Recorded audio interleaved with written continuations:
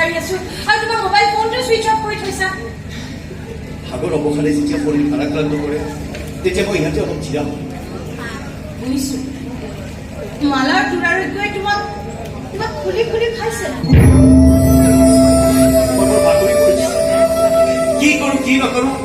একো বুজি পোৱা নাই মই বৰ অকলশৰী অনুভৱ কৰিছো দেৱকন্যা এই মাধৱ তুমি তেনেকৈ কিয় কৰিছা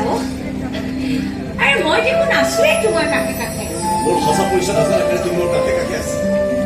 যিদিনা মোৰ আচল পইচাটো যদি গম পাবা তুমি মোৰ পৰা যে আঁতৰি যাবা কিন্তু খাবা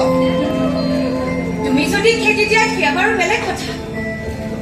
কিন্তু তোমাক এৰি থকাৰ কথাটো মই সপোনতো ভাবিব নোৱাৰো সময় পাই কৰাব পাৰিব কাৰণ মই দিগন্ত দীঘহাৰা অস্তকামী ফেৰি মোৰ লগত তোমাৰ জীৱনটো ধ্বংস নকৰে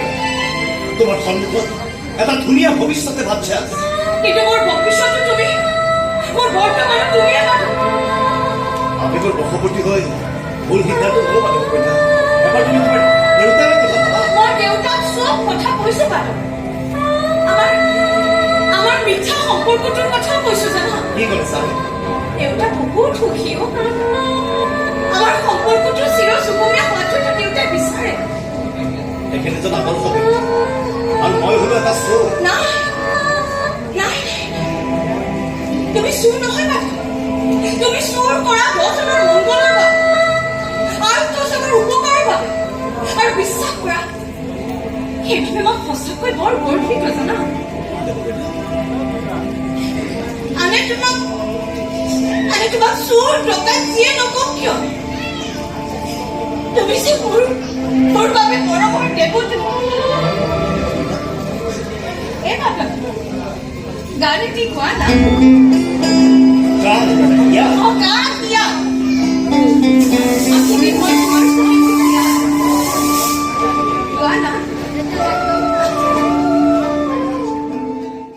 যাওঁ আৰু দেউতা বাহিৰে তোমাৰ হস্পিটেলত যাম হস্পিটেল কিয় দেউতা বাদলৰ ভনীয়েকৰ গাটো বৰ বেছি ভাল নহয় জানা বেছিৰ মৃত্যুৰ সৈতে যুঁজি আছে দেউতা এইখন পৃথিৱী বৰ বিচিত্ৰ আইজনী কোনোবাই মৃত্যুৰ সৈতে যুঁজি আছে আৰু কোনোবা মৃত্যু পথৰ যাত্ৰী দেউতা কি হৈছে তোমাৰ হঠাতে কথাবোৰ ইমান বেকাকৈ কৈছা কিয় এইখন পৃথিৱীৰ এচাম মানুহ বৰ বেকা সিহঁতে পথবোৰো বেকা কৰি তুলিছে আমাৰ মানুহৰ বৰ বিপদ হৈছে আইজনী দেউতা তোমাৰ হৈছে কি কোৱাচোন তুমি হঠাতে কিয় ইমান ভাঙি কৰিছা জীয়াই থকাৰ ইচ্ছাবোৰ নোহোৱা হৈছে কিন্তু তোৰ মৰমত মই মৰি মৰি জীয়াই থাকিবলৈ বাধ্য দেউতা তোমাৰ মৰমত যে মই মোৰ সৰ্বস্ব ত্যাগ কৰিব সাজু জানো মাজনী জানি শুনিও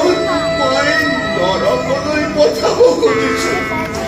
এই মহাপাপ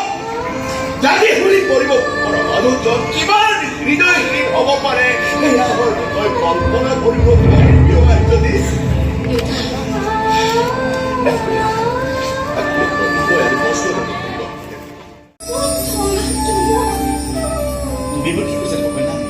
কি ধুমাৰ কথা কৈছা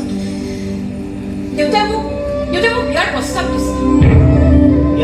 বিয়া অৰ্থাৎ তোমাৰ বিয়া মোৰ বিয়া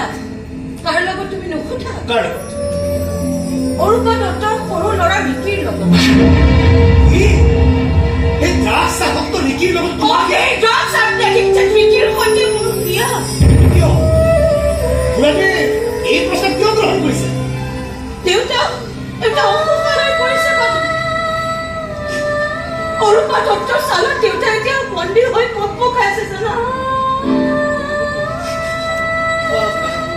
তুমি মোক কি কৈ আছা মই একো বুজি পোৱা নাই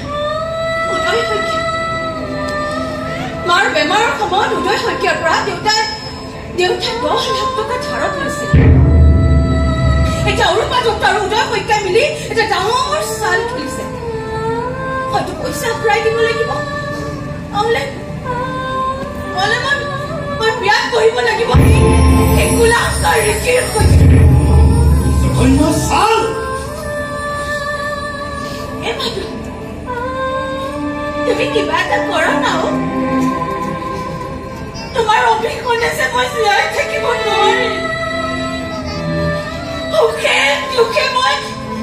সদায় তোমাৰ লগত থাকিব বিচাৰো মাধু তুমি কিবা এটা উপায় দিয়া না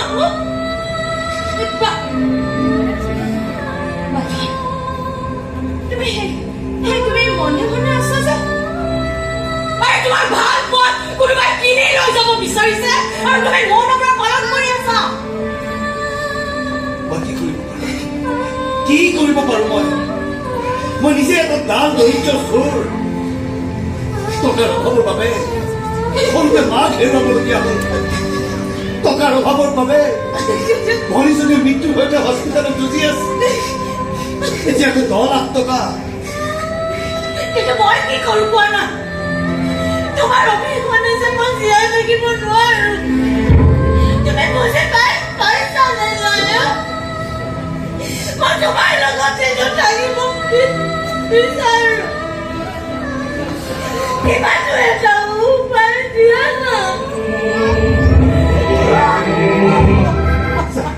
শুনিলা নহয় তাইৰ কথা তাইৰ শেষ ভৰসা আছিলা তুমি তাইৰ বাবে তুমি যাদুকৰ সপোনৰ ৰাজকোঁৱৰ তুমি যেতিয়া কিন্তু ছাৰ কোনো কিন্তু নাই মাধৱ কোনো কিন্তু নাই মাজনী ভিতৰত